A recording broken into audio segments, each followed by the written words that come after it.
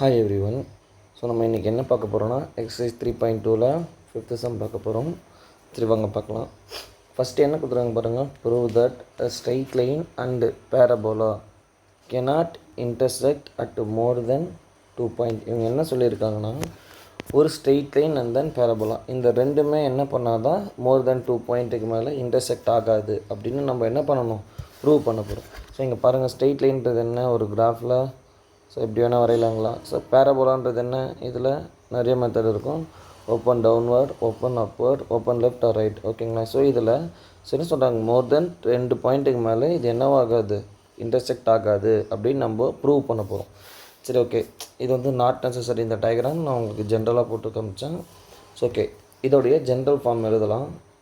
So okay, straight லைனை பொறுத்த வரைக்குமே அதோட ஜென்ரல் ஃபார்முலா என்னன்னு பார்த்தா y = mx + c. ஸோ அதே மாதிரி பேரபோலாவோட ஜென்ரல் ஈக்குவேஷன் என்ன அப்படின்னு பார்த்தா y² = 4ax. சரி, இதுதான் எடுக்கணுமா அப்படிலாம் இல்லை, நம்ம எந்த ஈக்குவேஷன் வேணால் எடுத்துக்கலாம். 5th லெசனில் பார்த்த மாதிரி. ஸோ இது ஆல்ரெடி நீங்கள் 10th பார்த்துருப்பீங்க. இப்போ நான் என்ன பண்ண போகிறேன்னா, இது ரெண்டுத்தையுமே நம்மளால் சால்வ் பண்ண முடியாது. ஸோ அதனால் ஈக்குவேஷன் 1 ஈக்குவேஷன் 2ன்னு எடுத்துக்கோங்க. சப்ஸ்டியூஷன் மெத்தட் யூஸ் பண்ணிடலாம். ஸோ என்ன பண்ண போகிறேன், சப்ஸ்டியூட் 1 in 2ல் ஈக்குவேஷன் 1 என்ன பண்ணுங்கள், ஈக்குவேஷன் 2ல் சப்ஸ்டியூஷன் பண்ணிடலாம். ஸோ 2 becomes 2 என்ன இருக்குது, y² = 4ax. ஸோ ஒய்யோட ஆன்சர் என்ன, mx + c the whole square = 4ax. சரி ஓகே, இதை பார்க்குறதுக்கு எப்படி இருக்குது, a + b whole square ஃபார்மேட்டில் இருக்கா. a + b whole square = so என்ன வரப்போகுது, a² + b² + 2ab, ஓகேங்களா.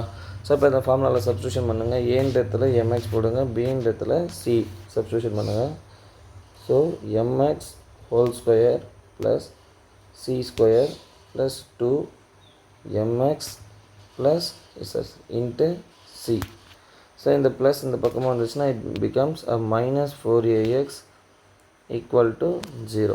ஸோ என்ன வரும், m² x² + c² + 2mcx - 4ax. இது ரெண்டுத்துலேயுமே என்ன காமனாக இருக்குது நமக்கு, ஒரு c, ஓகே, ஒரு எக்ஸ் காமனாக இருக்குங்களா, ஒரு 2ன்றது காமனாக இருக்கும். இதில் அதை மட்டும் நம்ம என்ன பண்ணிடுறோம், வெளியே எடுத்துகிறோம்.